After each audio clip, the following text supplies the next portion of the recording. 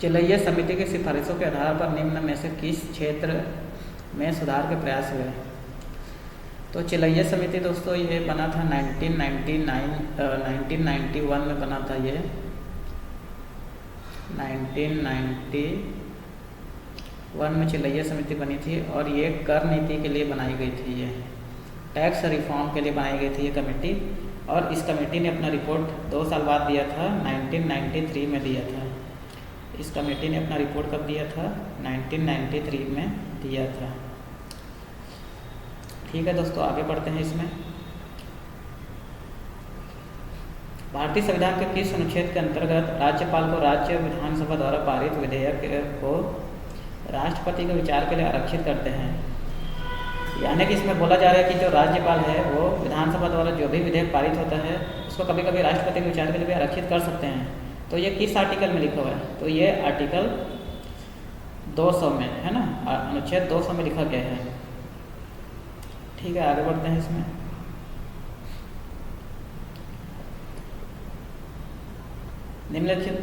निम्नलिखित में से कौन समकालीन चुनाव पर गठित उच्च स्तरीय कमेटी का सदस्य नहीं है?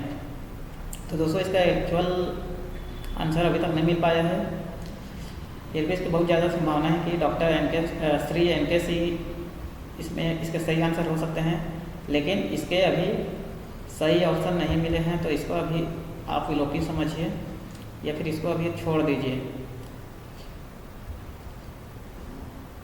नेक्स्ट देखते हैं। संघीय बजट 2023-24 में केंद्र सरकार ने 7 प्राथमिकताओं को अपनाया। उन प्राथमिकताओं को नाम दिया गया। तो उन प्राथमिकताओं को सप्तऋषि नाम दिया गया था।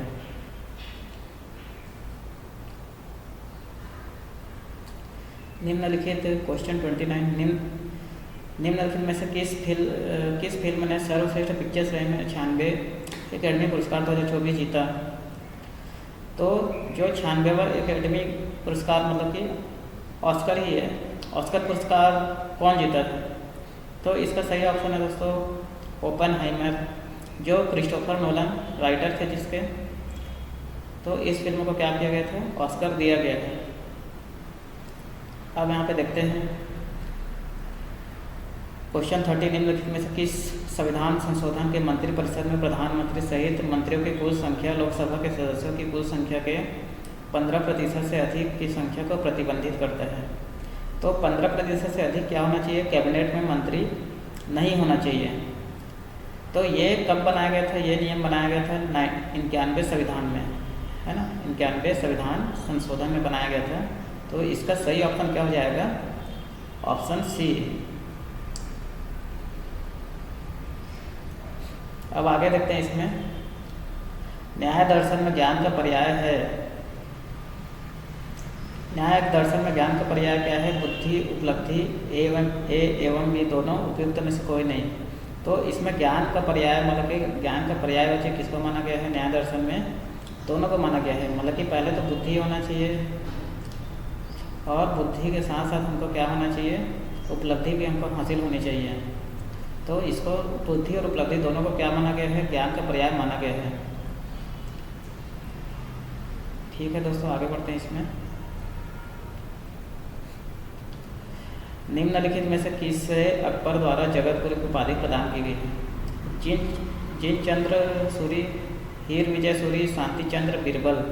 तो इसका सही ऑप्शन है ऑप्शन बी, हीर विजय सूरी। ये हीर नहीं, वैसे हरि विजय है, इसमें हीर लिखा है। तो हीर विजय सूरी को जगत गुरु की उपाधि अकबर द्वारा दी गई थी। इसने कहा है कि चेतन शरीर ही आत्मा है। तो ये कथन दोस्तों चारवाक का था। तो इसमें ऑप्शन आएगा ऑप्शन बी, चारवाक इसका सही आंसर है। आगे बढ़ते हैं। क्वेश्चन 34 भारत में जनसंख्या के आधार पर जनसंख्या के आकार के आधार पर नगरों का वर्गीकरण कितने वर्गों में किया गया है? तो इसका सही ऑप्शन है ऑप्शन ए 3, मतलब कि 3 वर्गों में क्या किया गया है? जनसंख्या के आधार पर नगरों को बांटा गया है।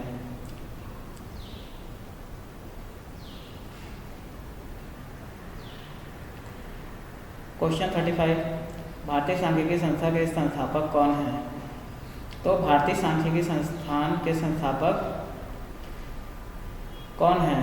पहला है VK R.V. Rao, professor Rajkrishna, P.C. Mahalanobis, D.T. Lakdawala.